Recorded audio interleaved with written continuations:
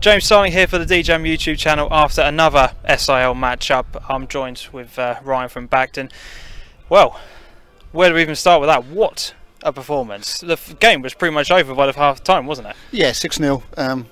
I said we played really well. The first goal, I think in the first couple of minutes, was a great start, and I think that put them on the back foot. But yeah, 6-0 was great. Not, to be fair, when they got here, I wasn't expecting a victory like that, to be honest. Yeah. Every time we played Kesgrave, it's always tough. Yeah. So to win 6-0 was probably kind of, you know, unlucky on them, because I know they've got a few players missing, but you know, we'll take that. Yeah. Especially after the last couple of weeks that we've kind of struggled with players.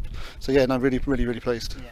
And you know, with the conditions of the way they were sort of in that first half, it played into your hands. But I think your intensity levels were really high from the beginning. Was that kind of your message towards before the game kicked off? To be honest, the last couple of weeks we've kind of struggled with having players available, and today this is the best squad we've had since the start of the season. Right. So I knew that we were going to start well. The warm-up was good, and getting an early goal and a quality first goal as well, it always puts them on the back foot. And I just think we just grew from there, and then 1 became 2 and 2 became 3, and all of a sudden it was kind of like, let's just keep the you know, pushing, and as we did. And I think, was it 4-0 at half time? And you know, I just was a little bit worried because they've got quality on the bench, and I was kind of slightly concerned that even at 4-0 they've got some really good players on the bench. They come on, get 1 or 2, and all of a sudden it changes. But for me, 6-0 against Kesgrave is a great result, so really pleased with that.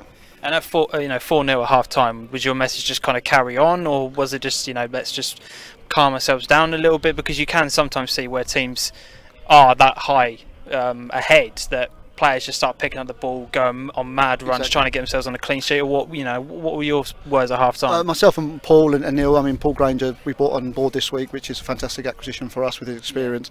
You know, we've both played so many games where you've been cruising and you know, everything's coming off, and all of a sudden they get 1 or 2, and then it becomes a tight match. And that was the kind of message: just keep doing what you're doing. They're going to get a spell in the game. They're going to bring their subs on who are going to improve them. And let's just hope we can get the first goal. If we get 5, then hopefully that'll kill them off. And that's exactly what happened, really. And then I think we could have had a few more, if I'm honest. I think we kind of, you know, a little bit towards the end, we probably went a little bit longer than we should have done. But you know, you can't complain. 6-0 at home, especially after, you know, the last 3 games we've taken 2 points. So for me, that's a massive 3 points for us.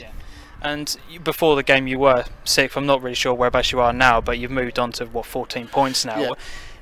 What are the aims now kind of moving forward for the rest of the season? Because you are right behind that leading pack, aren't you? Is it now to just keep a run going, keep players together and try and get a consistent team out, or what's your kind of thoughts now? I just said to the boys in there actually, is that if we keep the squad that we've got today, plus a couple of boys that are suspended and are missing, then we'll challenge. We'll challenge Bilderston, Old Newton, Stanton, Sporting 87. They're the teams that are above us. We'll challenge. But if we play or have the squad available we've had the last 3 weeks, we won't. Simple as that. So effectively, kind of, it's all down to them in there, because if they're available, then we can do that, and if they're not available, then you know, we'll struggle. And no disrespect to the teams that played against Mendlesham and against Upland and even against Ransoms, we've had 11 players, 1 sub, not the level of ability that we've had out today. And I said to the boys, if we have that week in, week out, then we've got every chance of pushing for the promotion spots.